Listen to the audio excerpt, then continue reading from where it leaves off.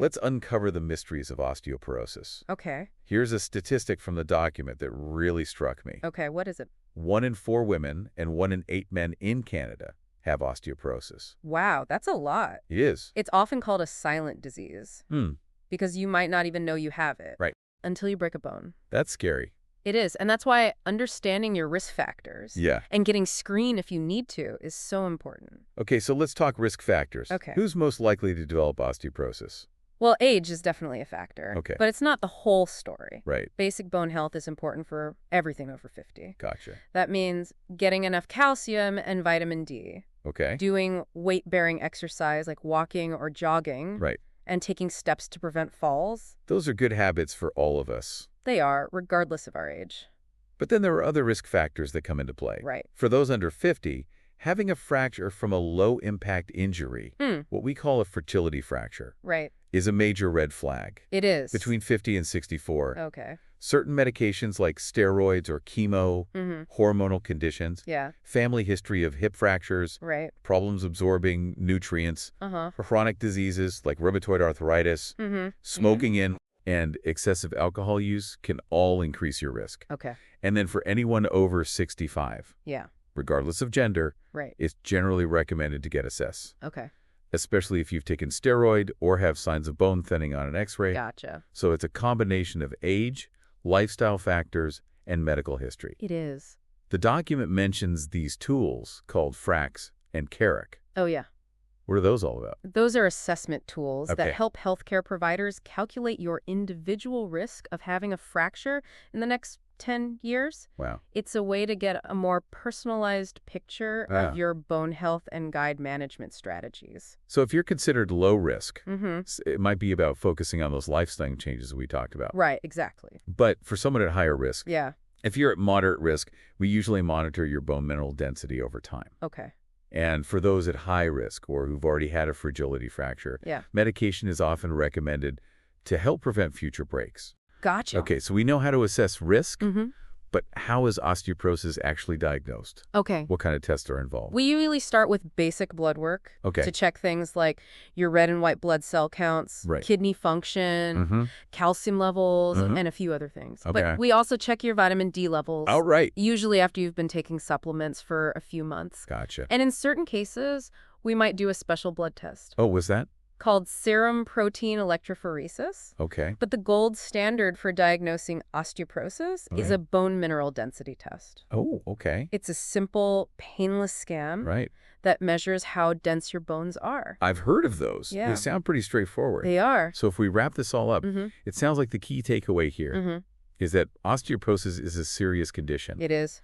But we could be proactive about our bone health. Absolutely. We have the power to take steps to protect our bones. We do. Starting today. Starting today. Well, this has been a jam-packed deep dive. It has. Into these 3 great specifics. Okay. That I think you'll find helpful. I'm sure they will. So first up, exercise. Yeah. What kind of movement is best for our bones? The key is weight-bearing exercise. Okay. Think of activities that make your bones and muscles work against gravity. So not just stretching or swimming. Those are great for overall fitness, but for bone health, we want activities like walking, jogging, dancing, or even things like stair climbing and strength training. Got it. So putting a bit of stress on those bones helps make them stronger. Exactly. You mentioned calcium earlier. Yeah. How much do we actually need? The recommended daily intake for adults over 50 is 1,200 milligrams. 1,200 milligrams? Yeah. Okay, that seems like a lot. It does. Can we realistically get all of that from food? It depends on your diet. Okay. Dairy products are your best bet. Okay. A single cup of milk has about 300 milligrams of calcium. All right. And a typical serving of yogurt, about 3/4 of a cup, has around 332 milligrams. So a couple of servings of dairy a day could get us pretty close to that 1,200 milligrams. Yeah, it could. And I remember the document mentioned canned salmon with bones. Yes, that's a good one. A half can of salmon with bones Okay. provides roughly 240 milligrams of calcium. Wow. And don't forget about leafy green vegetables like broccoli. Oh, yeah, those too. Almonds. Oh, right. And fortified food like orange juice. Right. They all contribute to your daily intake. Absolutely. So it's about being mindful of those calcium-rich foods. It is. And making them a regular part of our meals and snacks. Makes sense. What about vitamin D? Okay. The document recommended between 800 and 2,000 IU per day. That's right. That's a pretty wide range. It is. Why do you think that is? Well, I know our bodies can make vitamin D from sunlight, but many of us did enough sun exposure, especially during the winter months. So the amount you need from supplements might vary depending on your lifestyle and where you live. Makes sense. And of course, always talk to your doctor about the appropriate dosage for you. Right. Always a good idea. But don't overlook food sources of vitamin D. Oh, yeah. Like what? Fatty fish like salmon, sardines, and mackerel are excellent sources. Okay. And even fortified milk contributes about 100 IU per cup.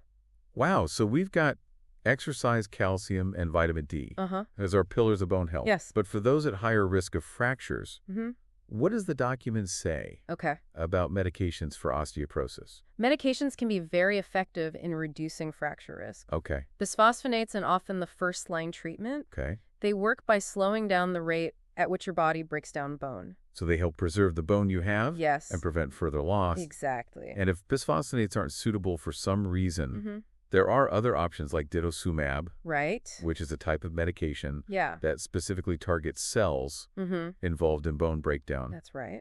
And then there are SERMs, like haloxifene, and teriparatide, which is really interesting because it actually stimulates new bone formation. Wow. So it actually helps build new bone. It does. That's amazing. It is.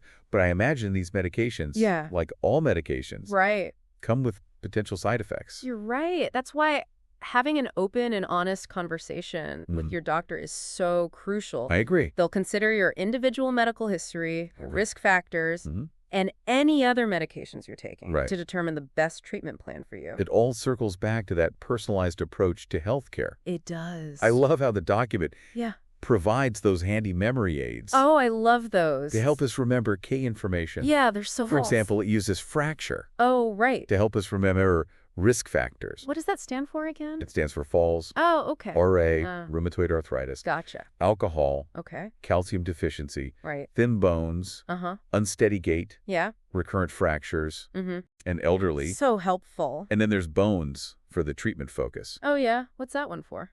It reminds us of the key areas to address when managing osteoporosis, bisphosphonates, optimal vitamin D and calcium, nutrition, exercise, and supplements. Gotcha. I'm going to write those down. Me too. These mnemonics are so clever and easy to remember. For sure. They really underscore that we can take charge of our bone health. I agree. Osteoporosis might be a silent disease, but we don't have to be silent about it. Absolutely. We can be proactive, informed, and empowered to protect our bones. Well said. We've covered so much ground today. We have.